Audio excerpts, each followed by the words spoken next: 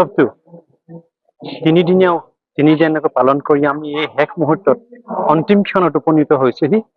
আৰু এই আমাৰ ধনো নাছিলে, জনো নাছিলে, কিন্তু আজি দেখিছো এই তিনিদিনে দেখিলো যে ইমান মানুহ আহিছে আৰু আমাৰ প্ৰতিটো অনুষ্ঠানতে সকলোৰে একাগ্ৰতাৰে খুব আন্তৰিকতাৰে আমাৰ ইয়াত অংশগ্ৰহণ কৰিছে।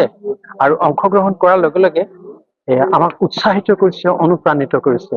এই এনেকুৱা এটা শুভ ক্ষণত আমি আপোনালোক সকলোকে পাই বৰ আনন্দ পাইছো আৰু আশা কৰো ভৱিষ্যতে এই প্ৰতিষ্ঠানটোৱে অগ্ৰসৰ হৈ যাব বুলি মই সকলোৰে পৰা শুভকামনা বিচাৰিছো।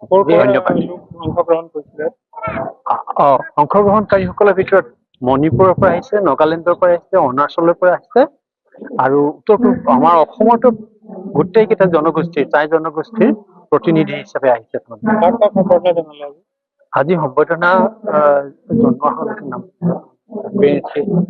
এতিয়া আমি হেৰিসকল যিসকলে ইয়াৰ আমাৰ সাধাৰণ সভাৰ এই টাই ইনষ্টিটিউটৰ সাধাৰণ সভাৰ সভাপতি আছিল, তেওঁলোকক আমি সম্বৰ্ধনা জনাইছো। প্ৰথম সম্বৰ্ধনা আছিল গোলোক গোহাঁই আৰু তৰুণ গোহাঁই। তেওঁলোক এতিয়া দামচাৰ হ'ল, তেওঁলোক নাই। এই তৰুণ গোহাঁই আত্মীয় এজন আহি তৈলিক কোঁৱৰে আহি আমাৰ এই সম্বৰ্ধনা পত্ৰ গ্ৰহণ কৰিছে। বাকী কিবা কাৰণত জীৱেশ্বৰ মহন আৰু বীৰেন্দ্ৰনাথ গগৈ হয়তো আহিব নোৱাৰিলে। আমাৰ মাজত দুজন আছে, কুমুদ সন্দিকৈ আৰু ডাক্তৰ বীৰেন্দ্ৰ গগৈ। আমি তেওঁলোকক সম্বৰ্ধনা জনাই আমি নিজেই কৃতাৰ্থ মানিছো। তেওঁলোকক কৰ্মক আমি হয়তো সম্পূৰ্ণৰূপে স্বীকৃতি দিব নোৱাৰিলো, কিন্তু আমি আমাৰ ফালৰ পৰা যিমানখিনি শক্তি আৰু সামৰ্থ্য আছে সেই অনুপাতে আমি তেওঁলোকক সম্বৰ্ধনা জনাই আমি নিজে অন্তৰত সুখ অনুভৱ কৰিছো। এইটোৱে আমাৰ কাৰণে পৰম লাভ বুলি ভাবিছো। এই ৰূপালী জয়ন্তীত আপোনালোকে কি সংকল্প ললে? ৰূপালী জয়ন্তীত সংকল্প মানে এতিয়া আমি ৰাইজৰ এনেকুৱা এটা সহানুভূতি পালো, ৰাইজৰ এনেকুৱা আনন্দ উৎসৱৰ মাজতে পালো, গীত মাত এইখিনি পালো। তাৰ উপৰিও আমি এটা ভাবিছো যে আমাৰ ওচৰে পাজৰে যিমান বিলাক পুথি পাজি আছে সেইখিনি এতিয়া সংৰক্ষণ কৰিবলৈ বাকী আছে। সেইখিনি কাৰণে আমাৰ প্ৰতিষ্ঠানৰ তৰফৰ পৰা আমি তেওঁলোকৰ ওচৰ চাপিম। আৰু দ্বিতীয়তে এই যিখিনি আছে সেইবিলাক আমি ডিজিটেলাইজেশ্যন আৰু বৈজ্ঞানিক পদ্ধতিৰে সেই সাঁচিপাতবোৰ কেনেকৈ ৰক্ষা কৰিব লাগে, সেই পাণ্ডুলিপিখিনি কেনেকে ভৱিষ্যতৰ প্ৰজন্মৰ কাৰণে আমি থৈ যাব পাৰো,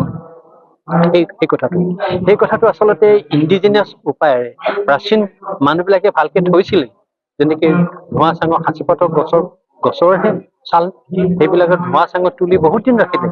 আজি 2 বছৰ, 4 বছৰ, 5 বছৰ, 1000 বছৰ হৈ গৈছে এই সাঁচিপাতবোৰ, কিন্তু আৰু হয়তো সম্ভৱপৰ নহব পাৰে।